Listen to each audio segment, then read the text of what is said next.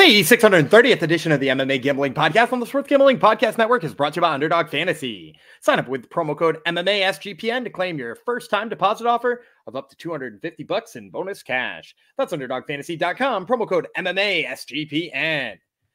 And we're also brought to you by Rhythm.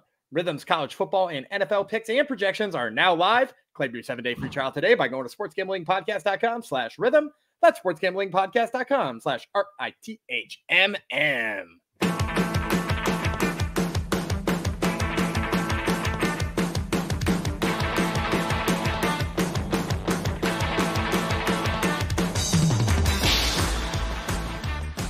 Howdy ho, Degenerinos. Welcome to episode 630 of the MMA Gambling Podcast and the Sports Gambling Podcast Network. Going out to Dark Scarecrow, ooh, spooky, who's new to our YouTube channel. Appreciates their videos, appreciates that they aren't an hour and a half long. So he wouldn't have liked, I'm assuming it's a he, because they're all he's. He wouldn't have liked our old day ones, because we just have long episodes, but now we decided, hey, why don't we break them up and do some, do multiple episodes. So thank you, Dark Scarecrow. He enjoys it. We cover non-UFC promotions, which we are doing today. This is a PFL episode, PFL 8. The playoffs roll on. This is PFL 8. It's going down Friday, the 16th of August. It's all about the light heavyweights and the lightweights. That's what we're going to cover today. Little peek behind the curtain. We are recording this a little bit earlier than we normally do, so odds have not yet dropped for this. Probably by the time you're watching and or seeing this, odds should be out somewhere. Usually PFL odds you can get like earlier on in the week. I'm surprised they haven't been dropped yet. We're about a week out from it as of this recording, but no odds yet, but that can be advantageous too, because our non-UFC capping specialist Gumby will guess on the odds, and then we can when the real odds drop, we can compare and see if we can make some money here. So that is what the plan is for today. Let's bring in that capper himself. Maybe we can talk about PFL as of this recording just announced a pay-per-view coming up with a couple of exciting fights on top. So let's bring in Gumby and maybe we can talk about it. Hello, Gumby Vreeland. So yeah, first of all, subscribe to our YouTube. We appreciate everybody who does, even if you don't like notifications, even if you don't watch every single episode, we don't care. We appreciate the subscribers because we're trying to race up to 1,000 and so that our bosses are extra happy. So we appreciate everybody who will just click that little button below my face here. And then, yeah, that pay-per-view, look, it sounds intriguing. Here's the thing. I don't know what the price point's going to come in that's going to make me be like, yes, I'm going to pay for a PFL pay-per-view. That's already kind of a sticking point for me. Then the other thing is like, ooh, look at that. It looks like my face got big here. Everybody see we that? Don't want that. Yeah, you can see that if you're on YouTube. Anyway, what if it just zoomed in on me every time? Oh, that would have been great. Every time people would love it. We would get more subscribers. Yeah, they like female ones. Although some people like me, some of them don't like me nearly as much. This is not what we're talking about. What we are talking about is, well, actually, I didn't even mention the fights. It is Heya versus Francis Ngannou, Chris Cyborg versus Larissa Pacheco. There, and it's a separate pay-per-view than the finals pay-per-view, right? Correct. This is the super fight division, right, which they talked about before, and I think that's my only hesitation, right, because those two fights are sick. Like if you told me those two fights were headlining a UFC card 2 years ago or even a year ago, like we're in, right? Is like, Francis was the heavyweight champ. I mean, still is the lineal heavyweight champ. Cyborg's really the only person who's ever made sense at 145 pounds. So, outside of like Kayla Harrison or Amanda Nunes, who, Amanda Nunes knocked her out, but really was more of a 35er. But like that's sort of exciting. And Pacheco has looked pretty damn good lately too. So at the very least, it should be like a violent fight. My big issue is like, who else is in the super fight side of things? They've rumored one of the Pauls there is sort of associated with them, but he's got a boxing match like a month before with freaking Mike Tyson. So he's like boxing 60-year-old dudes, and that's the only other guy they tease. So like, Yeah, they're going to fill out the card. We know they're going to fill out the card. They're probably going to pull some Bellator guys in order to do so, right? Like we'll probably see a Pitbull brother in there. I don't know which one, but we'll probably see one of them. Maybe just make them fight. Yeah, exactly. we'll pay to watch them fight. Come on. Yeah. But like, yeah, like I don't know that I'm buying a pay-per-view when like the third highest fight on it is a Pitbull brother, you know, like that just doesn't, I mean, like, not that they're not exciting, but like I've seen every fight there is to have with them already. And they're either going to be in a mismatch or, you know, they'll fight somebody young who's better than them now. So I don't know. I'm going to reserve my judgment for when the full card's out. I will make sure to find a way to catch Francis Ngannou fighting every time he fights though. Here's another exciting thing that just came across. Chris Weidman's got another fight book. I know. I saw that already. He's fighting your boy. Eric Anders. Oh boy. Eric Anders can crack. Oh boy. That's straight up a glue factory matchup right there. That's off the glue factory for Chris Weidman. All right. Enough of that. Before we move on, I need to tell you about the Boston's podcast. I don't need to tell you. You're going to want to hear about it. The Sports Gambling Podcast is what it's named. And they have launched their 32 NFL team previews. So check those out. And as an added bonus, each team preview will include a code word, spent 32 code word phrase, and you could be the lucky winner who gets a $500 NFL Circa future bet. Subscribe wherever you get your podcasts and the SGPN app. And of course, YouTube. When you're subscribing to our channel, subscribe to theirs, of course, as well. You don't want to make the bosses jealous now. PFL 8 2024 playoffs is what it's aptly titled. It's going down in Hollywood, Florida, August 16th. So it is a Friday event. Never know with the PFL, but this one's on a Friday. 6 p.m. Eastern is when they are kicking off the prelims, which means main card will probably start around 2 in the morning. Yeah, I mean, it's PFL. It'll start Saturday. Yeah, like Saturday afternoon. Exactly. Probably in reality, it'll start at probably 9 or 10. I don't know. Their pacing's bad though. Prelims, ESPN Plus, main card, ESPN. Boy, we can't even feign interest in this. We watch it. But I do like watching PFL. I just have to have something else I'm watching while I'm watching it. You know, like there's got to be a Brave game on or something like that. Yep. Every time I jump into it, they're in between fights. So that's the way it goes. We got 11 fights. We're going to give you the 4 playoff fights and an extra bonus fight on top of that. And then we'll see if Gumby has any lightning round picks after that for you. So we're going to start off with the technically it's kind of a tournament fight. It's an alternate fight, and it's at the light heavyweight division in the light heavyweight division, as this is all about the light heavyweight and lightweight. This is between Antônio Carlos Júnior from Brazil versus Karl Albrektsson from Sweden. And we shall break her down with no odds for you. Albrektsson is king. So he's king of Sweden. I didn't realize that, but apparently he is. 14-5, 7 knockouts, 3 submissions. He's been knocked out twice, submitted once. This is his PFL debut. He can find himself in the finals. If he wins this fight and someone gets injured and drops out, he can find himself in the finals. He's 1-2 over his last 3, 5-2 over his last 7. Won his last fight via TKO. Regional champion, 2-3 in Bellator. 2012 pro MMA debut, and he's a Wushu champion. 3 years younger than Carlos Jr. Cara de Sapato, aka Shoeface. 16-6 with 2 no contests, 12 submissions. He's been knocked out once. 6-1 with 1 no contest in PFL. He was a 2021 champion.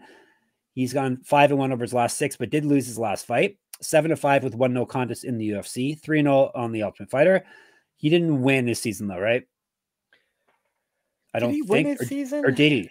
Now I'm putting you on. He might have won his season. It was one of the Brazilian toughs, right? Yeah. Yeah. Do you dismiss those? Is that why I'm not? They're just like less fun for me to watch because any of the discussions in the house, and like if I remember correctly, back then they weren't easy to watch either. Yeah. Oh yeah, I think they were just streamed. I think you're right. Let me see. Tough. I'm still looking. He won the heavyweight tournament. Yes. Okay. There you go. That's right. It was heavyweight too. Yes, that's right. Yeah. He did win it. So everyone was screaming at their devices because they knew the answer already. He used to fight at middleweight, at heavyweight, like I said, and at middleweight. 2013 pro MMA debut. He's a multi-time BJJ world champion. 4 inches of reach over Albrektsson. So what's the odds and who's going to win? So I think I'm going to go with Antonio Carlos Jr. First of all. I like Shu facing this one. I think we're going to get a playable line because he maybe didn't look so great against Alex Polizzi in his last time out.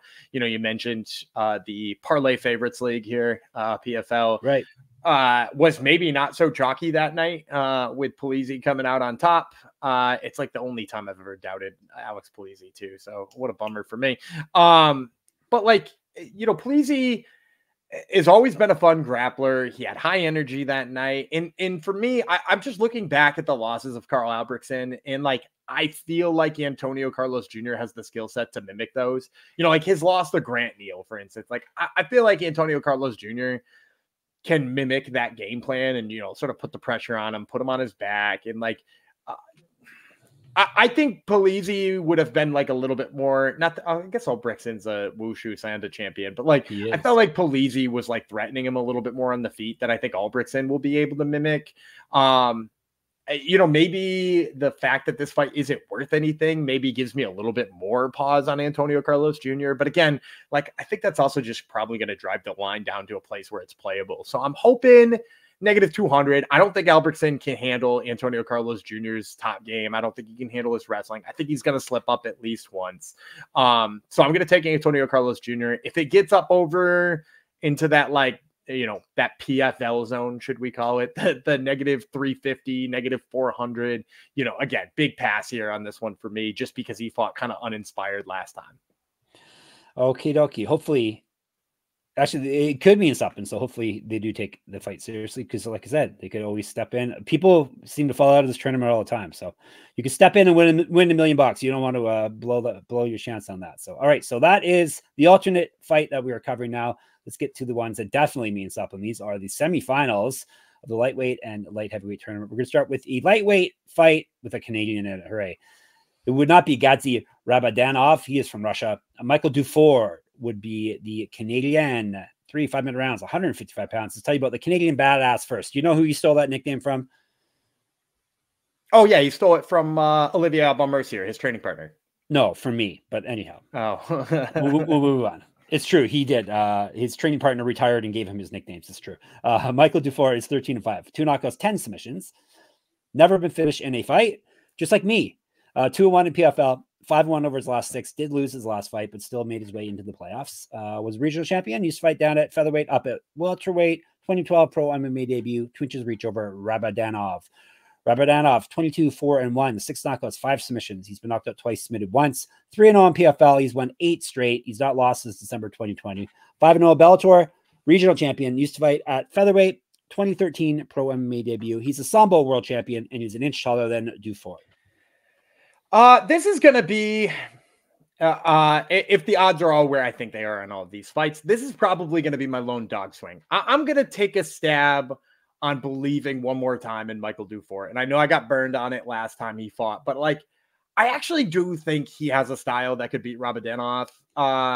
You know, like if you watch Rabadanov's fight with Solomon Renfro, podcast favorite Solomon Renfro, American Solomon Renfro. The original. No, that's not the original, is it? Yeah, Solomon Renfro is the original Solomon Renfro. Yes. And then there's also French Solomon Renfro. And I want to say do we have a British Solomon Renfro? I feel like we have a British. We might. Yeah, I don't know. All right. Anyway, so anyway, if you watch Rabadanov's fight with Solomon Renfro, you know, like he shot a lot of those takedowns that like weren't deep enough in like the strength alone of Solomon Renfro was able to get him out of bad situations. And that was without necessarily being like as sharp technical as he would need to be.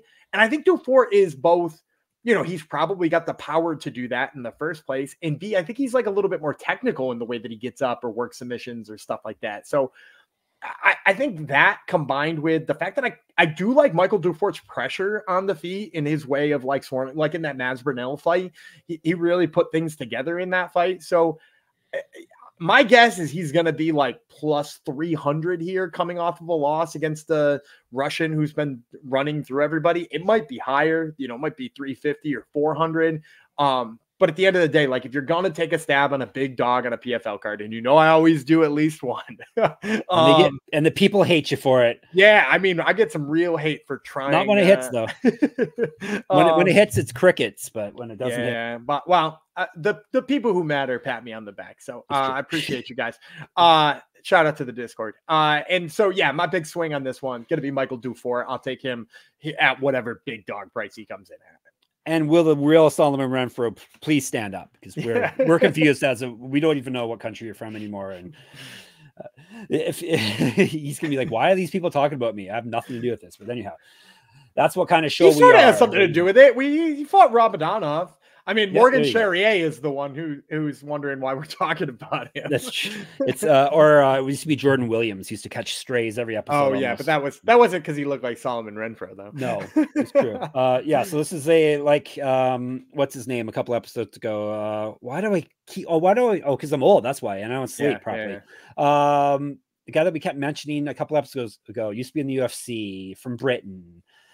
6 degrees of blank. Why did I forget his name? He was on your podcast before. Anyhow, it'll come to me. These things eventually come to me because I'll look it up. I named an episode after him. Anyhow, we kept talking about him a few episodes ago, and now we're talking about Solomon Renfro. I can do ad read still. I can kind of read still in my state. Let's tell you about Underdog Fantasy. Gumby just took a big dog, and we are also fans of Underdog Fantasy. They just launched Mark DeCasey. Thank you. That's who it is. Michael D. They didn't release him. He left on an empty contract. Yeah, that's right. All right. He has nothing to do with Underdog Fantasy. You could play him on Underdog Fantasy back in the day. Underdog Fantasy just launched Underdog Streaks. Hit your first 2 pick-up entries and then go streaking. If you can get an 11-0 run going, you can win 1,000 times your money. That's a lot of zeros at the end of your money there, ladies and gentlemen. 3 to be exact, added. Plus, Best Ball Media is live with $15 million in prizes, and they just added another college football contest for Best Ball. Gumby, can I really ask you for a play a week out from drop day? Oh, I guess we're dropping this on Monday, so it's not a week out. I think you can give me an opportunity to say it because Underdog Fantasy also hits all of those season-long action too. Oh, cool! Yeah, on a lot of those, which I'm a big fan of. I think that's one of the ways you can get down on things. And if I'm going to be honest, I do kind of like any kind of CD Lamb action going on. I like the higher than on his receiving yards. You could play him in week 1 of the NFL. You could play him on his season long numbers. Yeah, give me CD Lamb higher than on his receiving yards. All right, there you go. So sign up with our code MMASGPN to claim your special pick and first time deposit. Offer up to $250 in bonus cash. UnderdogFantasy.com, promo code MMASGPN. Ooh, I almost gave you the wrong one. AKA Sigpen, AKA Bobby Thigpen. You remember Bobby Thigpen? Are you too young for him? I know the name. Okay, a pitcher back in the day. Okay. Do you know about Game Time? Have you heard of that? Do you know that they are now an authorized ticket marketplace in Major League Baseball? Your company does know that, which makes getting tickets even faster and easier. Prices on the Game Time app actually go down the closer it gets to the first pitch. With killer last-minute deals, all-in prices, views from your seat, and the lowest price guarantee. Game Time takes the guesswork out of buying MLB tickets. I've been on there checking concert tickets. I've checked for UFC tickets. I've checked for they've got everything on there. So I enjoy the seat view, so you can see exactly where you're going to sit. They got all-in pricing, so there's no surprises when you go to check out, all that good stuff. So take the guesswork out of buying tickets with Game Time. Download the Game Time app, create an account, and use our code SGPN for $20 off your first purchase. Terms apply. Again, create an account and redeem code SGPN, aka SIGPIN, for $20 off. Download the Game Time app today. Last-minute tickets, lowest price guaranteed. My brother's probably going to text me right when he hears this and say something about Bobby Thigpen. Probably more than likely, because he's old as well. He's an American baseball coach right now, Gumby, by the way, in case you wondered. I'm sure you wonder. Nice. Yeah, he got 57 saves one year. That's impressive, right? Yeah, that's legit. Gumby's not impressed. Gumby was a reliever himself. How many saves do you get? Not 57. All right. Should we stick with light? 0 saves, 0 saves, 0.0. 0.0. All right. Same as all the rest of us, probably too. We'll stick with lightweights, shall we? We'll finish it off and we'll get up to the bigger boys. Brent Primus, Clay Collard are in the other semifinal, a couple of Americans.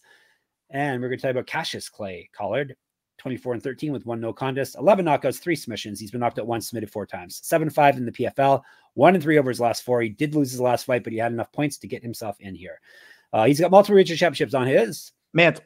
Correct. Get the shirt. sportsgamblingpockets.com/store. Get sticky with it. Used to fight at featherweight and welterweight. 1-3 in the UFC. Has failed a drug test many moons ago. PFL does not need that headache again. Hopefully that does not happen this year with everybody. 2011 was his pro MMA debut. 9-6 as a pro boxer. 8 years younger. 2 inches of reach and 1 inch of height over Primus. Yeah, Karl quit for a while to box. Did you not, if I remember correctly? So, yeah, he did just for a little bit. And now he's back going for $1 million.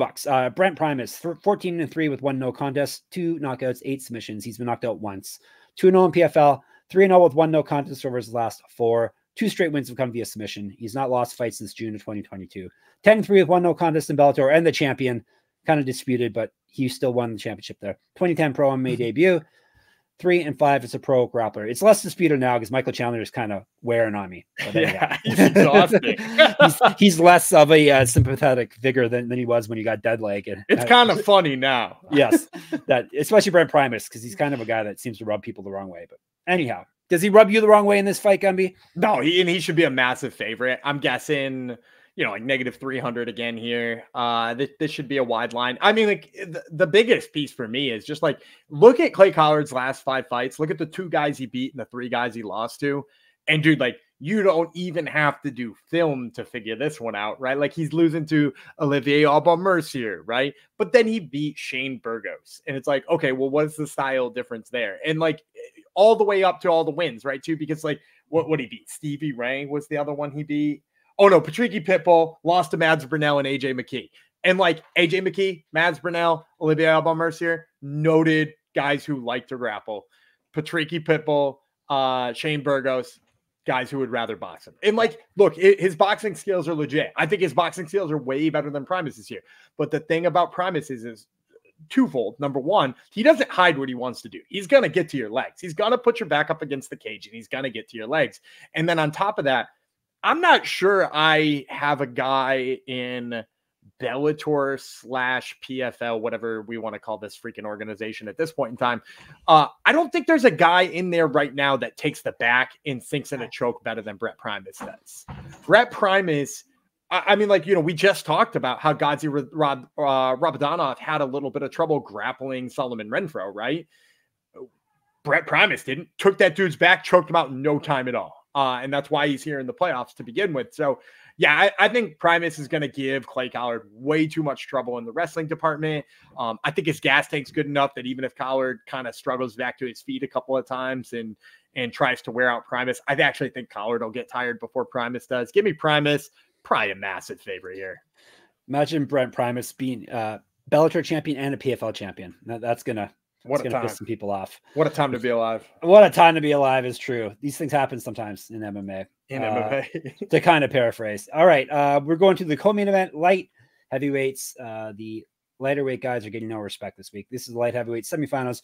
Rob Wilkinson from Australia, or from down under, as Gumby said in a past episode. Dovlet Yagshimuradov. I've said his name before, haven't I? Yagshimuradov. Yeah. Yagshimuradov. He's from Turkmenistan. Have we not talked about him before? Maybe we have. Yeah, we have. Really? Yeah, he fought Simon Biong in his last fight. Okay, he broke that one down. They have a really dope flag as well, Turkmenistan. All right, let's break down this one, shall we? Yagshimuradov is a wolfhound. That's much easier to say, wolfhound. 23-7-1, 13 knockouts, 4 submissions. He's been knocked out twice, submitted 3 times. 2-0 in PFL. He's won 5 straight. He's not lost since October 2021. He went 3-2 in Bellator. He has multiple regional championships on his mantle. Correct. Get the shirt, sportsgamblingpockets.com/store. Finally, we had a drought there. Now it's raining multiple regional championships and mantles once again. Used to fight at heavyweight, 2012 pro MMA debut, 3 years younger than Wilkinson. Razor Rob Wilkinson, 19-2 with 1 no contest, 10 knockouts, 7 submissions. He's been knocked out twice. 6-0 with 1 no contest in PFL. 2022 champion. He's won 2 straight, and he's got 8-0 with 1 no contest over his last 9. Of course, that no contest is famously, he was one of the about 28 people that flunked drug tests for the PFL. He's not lost fights since February 2018, 0-2 in the UFC. Guess what? He also has not just a cool mustache. He also has multiple regional championships on his mantle. Correct. Get the shirt, sportsgamblingpockets.com/store. Used to fight at middleweight, 2011 pro MMA debut, 1-0 in boxing, 2-0 kickboxing. 4 inches height, 4 inches of reach. He shouldn't be called Razor if he's got a mustache, right? That's anti-Razor. I mean, he might, sometimes you could use the razor on the other parts. That's true. Gumby knows he's got a mustache. Yeah. Shout out to the mustache crew here, Rob Wilkinson. I think Rob Wilkinson's going to be a favorite here, but the recent results of Yagshimuradov, along with the way his name is spelled, likely is going to make this, I think, playable. I expect this to come in south of -200. You might find like a -175 in there, -180 or something on Wilkinson. And I like Wilkinson a lot in this fight. Yagshimuradov, obviously, like in that fight with Byung, he didn't want to be on the feet with Byung, which makes sense. Don't want to be on the feet with a guy who's a better boxer than you are when you got some pretty good wrestling.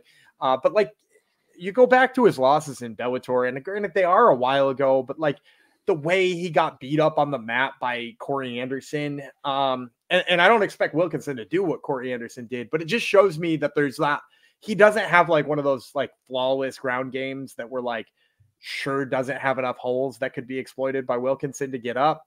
And then in addition to that too, like if you think about the way Wilkinson hurts people the most on the feet, it's like he throws that knee up the middle, which is real brutal. It would not surprise me if Yagshimuradov gets like desperate after failing on a takedown or two, or gets one and then like he gets back up and he's starting to tire. He shoots kind of like a lazy one and just eats a knee on the way in. And Wilkinson is just so much faster and crisper on the feet. Since he's come up to light heavyweight, he's looked, damn near unbeatable at this point, with the exception of, there's one loss in there, right? I think Yagshimuradov, again, he's going to have to try to lay on him for 15 minutes. I don't think that's possible here with Wilkinson. I think every minute he's on the feet, he's in danger. Give me Rob Wilkinson, especially if we get him in the ones. Okay, Doki. Before we get to the main event, let me tell you about Rhythm. Football season is here, and the college football and NFL models are now live on Rhythm.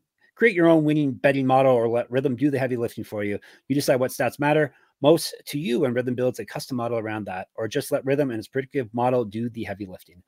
Rhythm uses AI projections from MIT data scientists. Rhythm already has you covered for NFL Week 1 and college football Week 0. So check it all out. Claim your 7-day free trial today by going to sportsgamblingpockets.com/rhythm.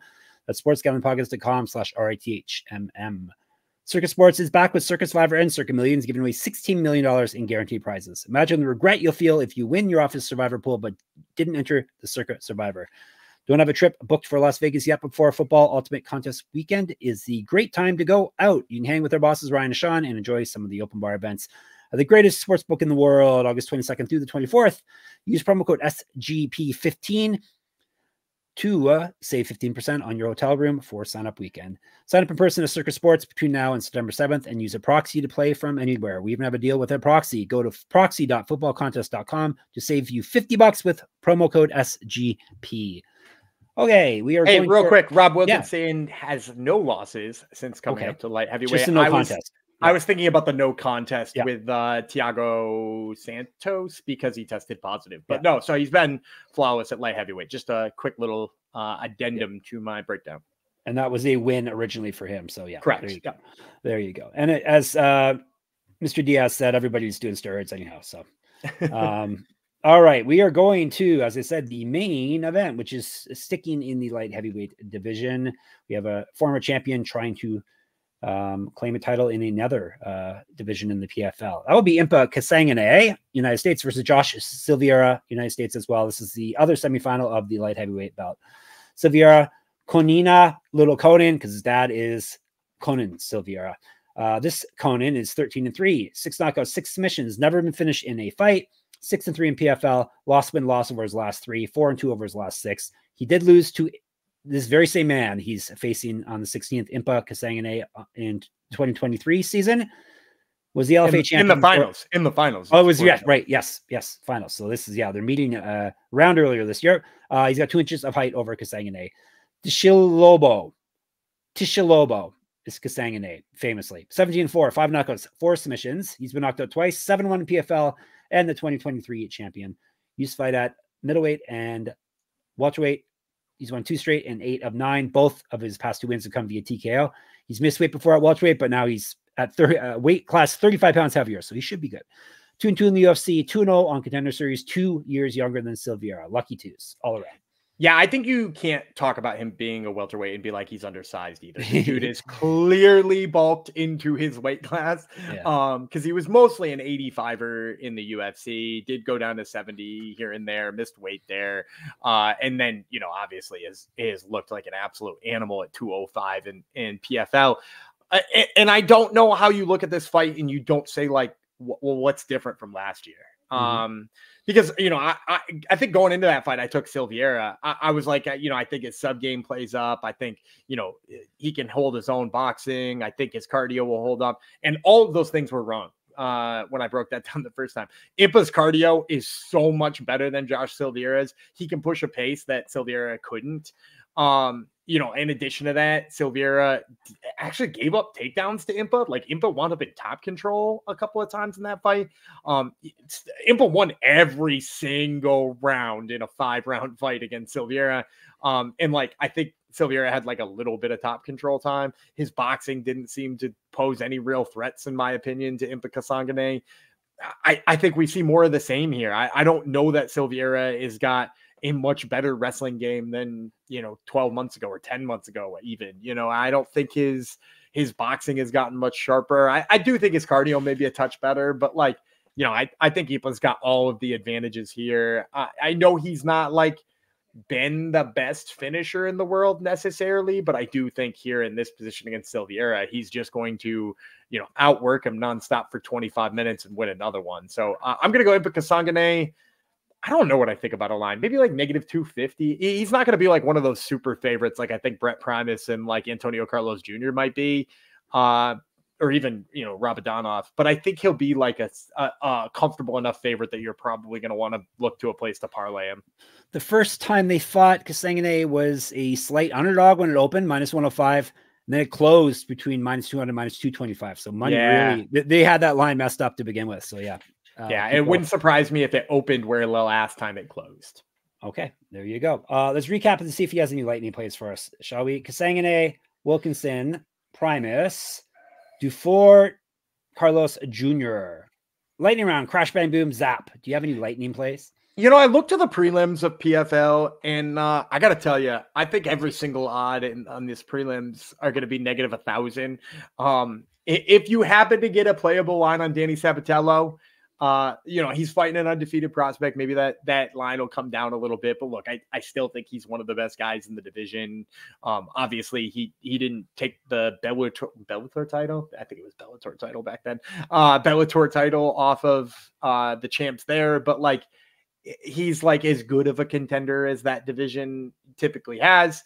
I like that he's moving over to the PFL. Maybe they can get him in a season next time or something like that. But yeah, I think Danny Sabatello is a slam dunk. Thad Gene, if he comes in at a playable number, possibly a slam dunk there. And then I think the only fight that might have close odds is maybe like Elvin Espinoza versus Mads Brunel. And, I was high on Elvin Espinoza before his last fight. And granted, that one didn't work out in his favor, but I kind of favor him again in that one. So I would say, maybe my 3 favorite prelims. If you can get a playable line on Thad Gene or Danny Sabatello, I like that. And then I'll just throw in Elvin Espinoza. I think that line's probably damn near a pick 'em.